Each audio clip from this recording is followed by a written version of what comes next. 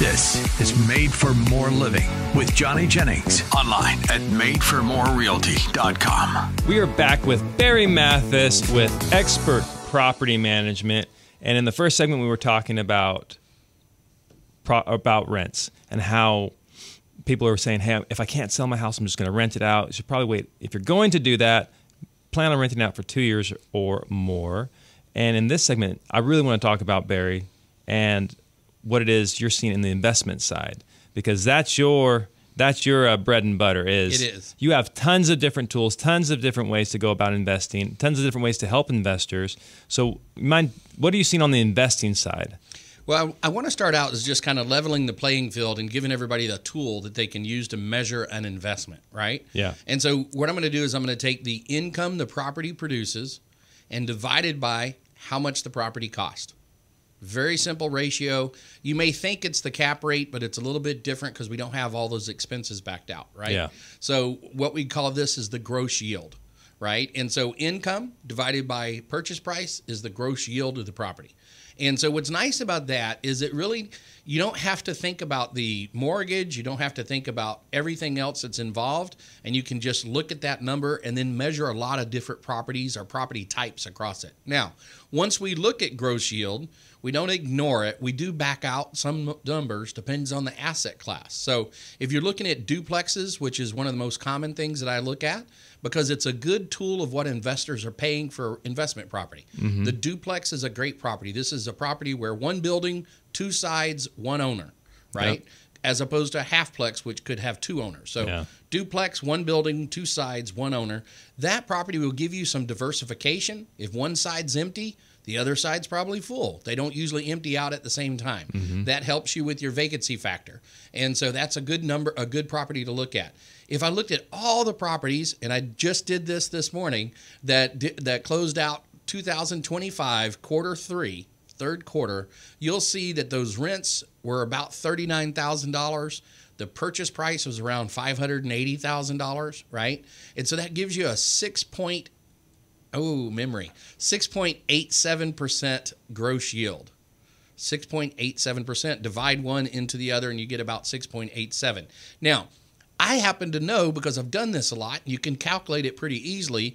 Your taxes are going to be about 0.0115%.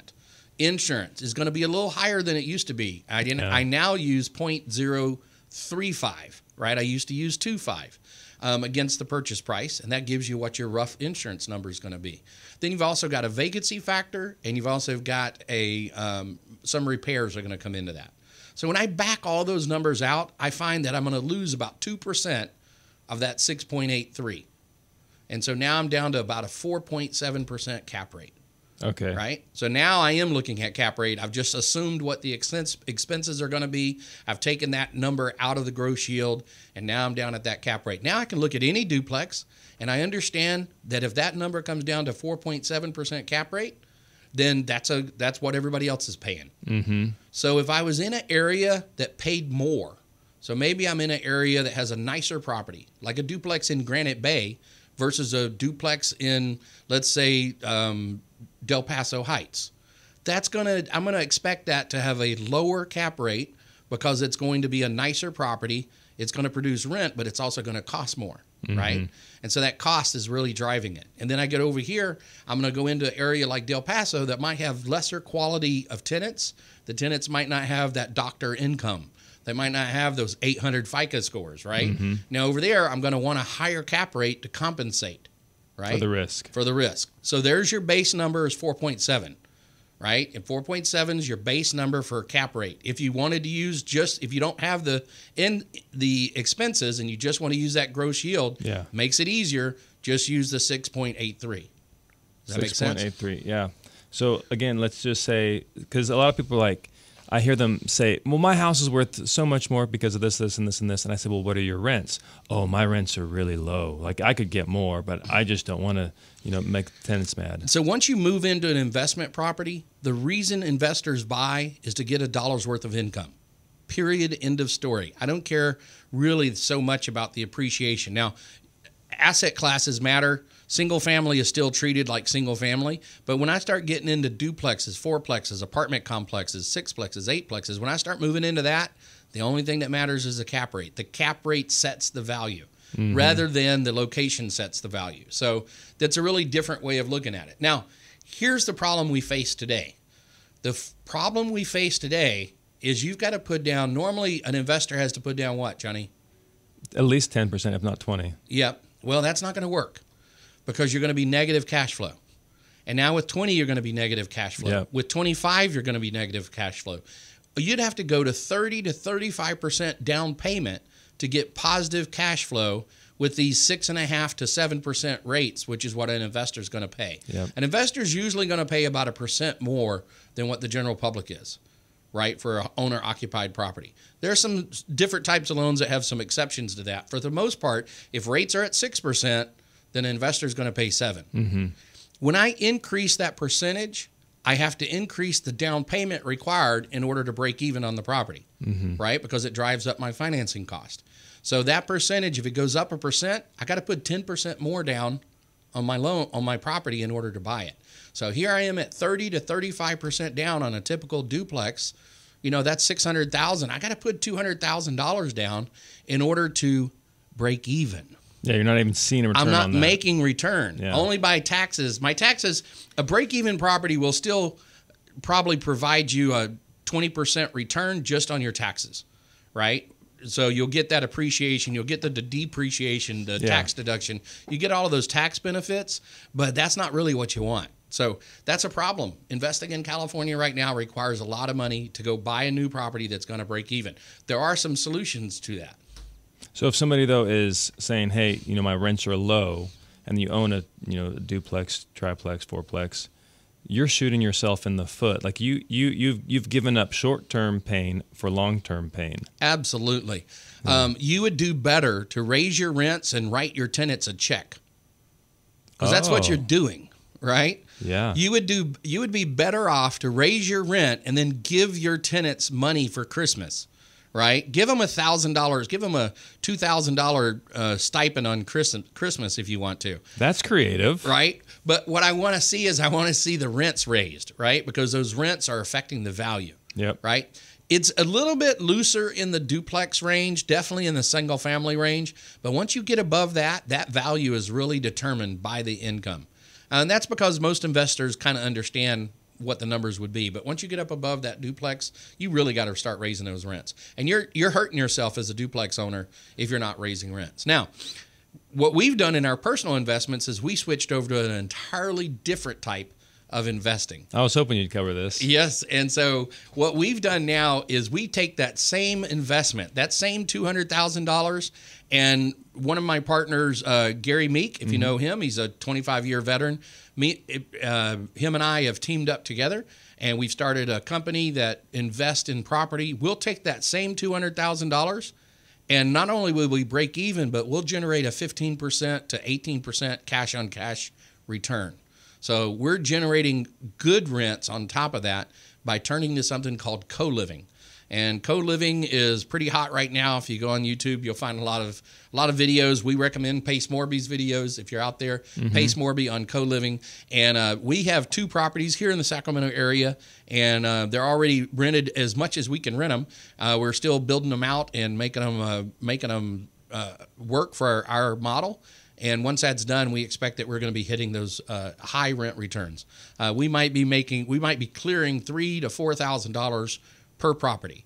And But so this is that's a regular great return. single-family home, right? Well, they're not regular when I get done with them. Sure, but when they're buying them, these aren't like apartment complexes. Yeah, no, not apartment complexes. So this is co-living. We take a single-family home that has good size, and we add rooms to it, and we rent those rooms out by the month. Those rooms are rent out individually. We don't do short-term rental. That's not what this play is, but we're doing regular rentals.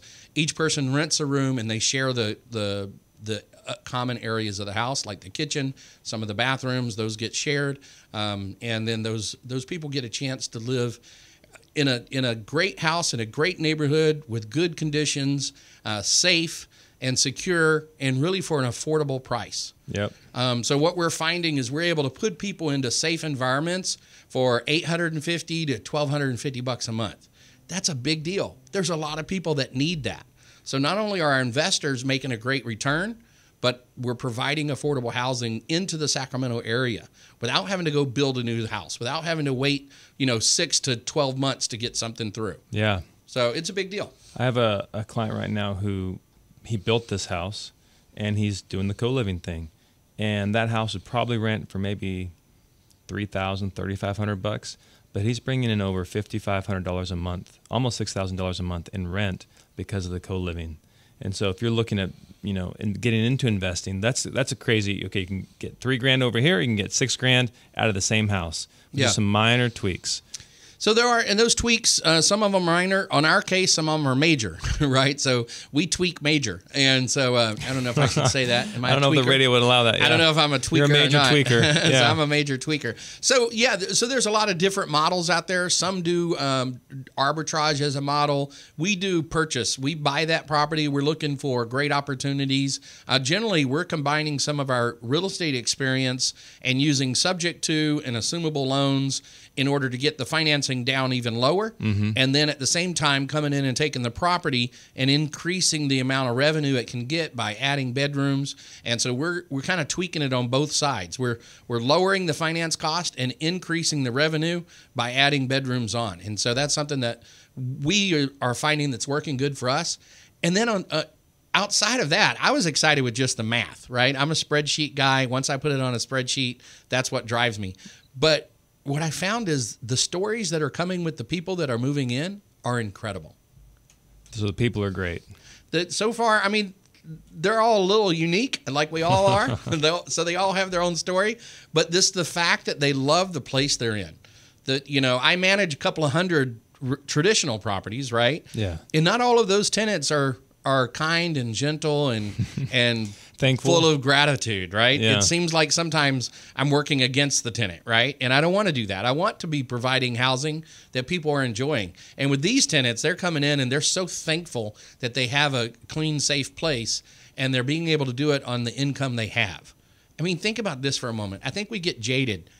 A lot of people in Sacramento make less than $40,000 a year. Yeah. I would say a third of the people in Sacramento make less than $40,000 a year. That's a big number, right? And the singles, there's at least 150,000 people in the Sacramento region that can't afford to live in an apartment on their own. They have to have roommates. Yep. And so this gives them a way of having roommates without being subject to any person's whims. One of our tenants recently applied. She had found a place to stay, but the person she was staying with was being abusive, was actually going into her room when she was gone, right? And that was a problem, right? As you can imagine for a young lady, right? So all of our rooms have door locks on them. They all have key-coded pads. Only the tenant has access to that. Our common areas have cameras in them. It's a safe environment, right?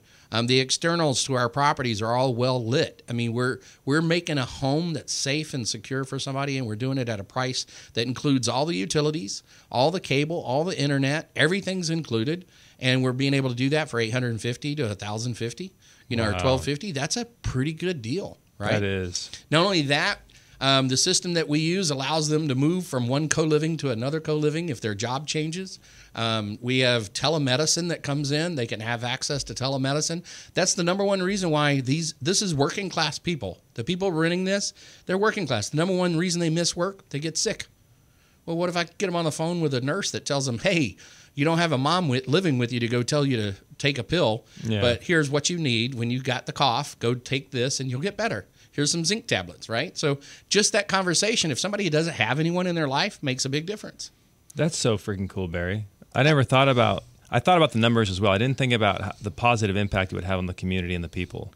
It does. And to be frank with you, it took me a while until I started hearing them say thank you. Gary Meek has a big heart.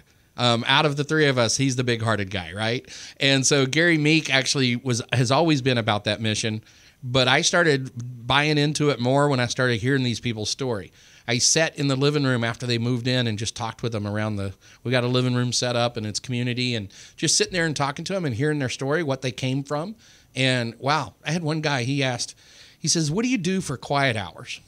I said, well, what do you mean? Well, between 10 o'clock and 8 o'clock, you want to keep the noise down. You got other guests in the house, right? That's just common sense. Sure. And he said, no, that's not really what I mean. I said, well, what do you mean?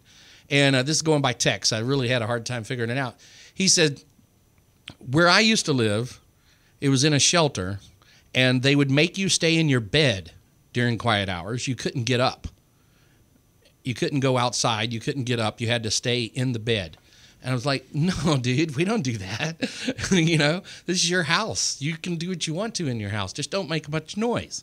But we're not locking you in your room. And it almost brought me to tears to hear this guy's, his life had been so changed because of his financial situation. He was having to stay in places that I understand why they do that. I get it, but it's inhuman, right? It's not something you would want for anyone you love, right? And so this enables us to give a place that's safe and secure.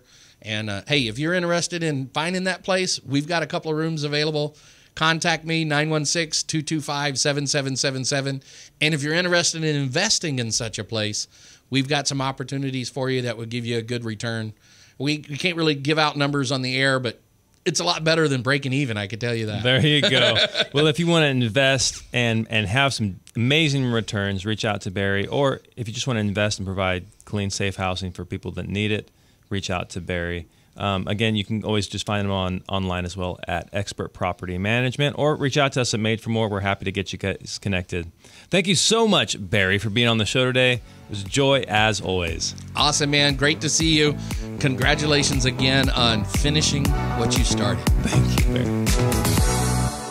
So yeah, it can be one of the most stressful times in your life, especially during the holidays, which add in their own stressors, right? Selling your home, because you got to get it organized. There's all those repairs that need to be done, open houses, staging, working with a number of different realtors, but it doesn't have to be. It can actually be a very peaceful, stress-free experience for you because you're working with the best in our area. That's Johnny Jennings and his team at Made for More Realty. And he does have a team. They're going to help you through every step of the process, including maybe you don't want to go through open houses or staging or organizing or doing any of those costly home repairs, because he's got this program where he will guarantee at least 3 cash offers on your home in as-is condition. So you don't have to stress about that. Just Google him, Johnny Jennings with Made for More Realty, and tell him you're interested in those 3 cash offers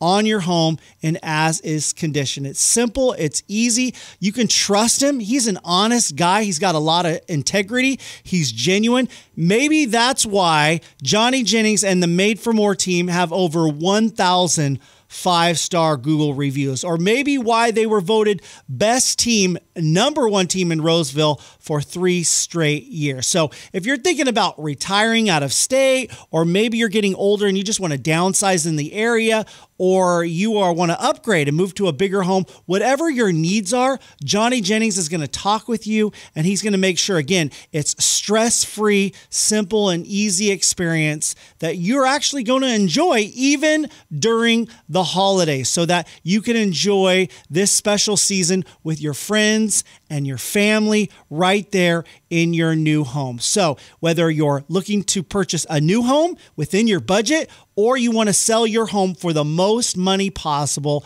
it's really easy, guys. Just Google Johnny Jennings with Made for More Realty, Johnny Jennings with Made for More Realty, and get more for your home.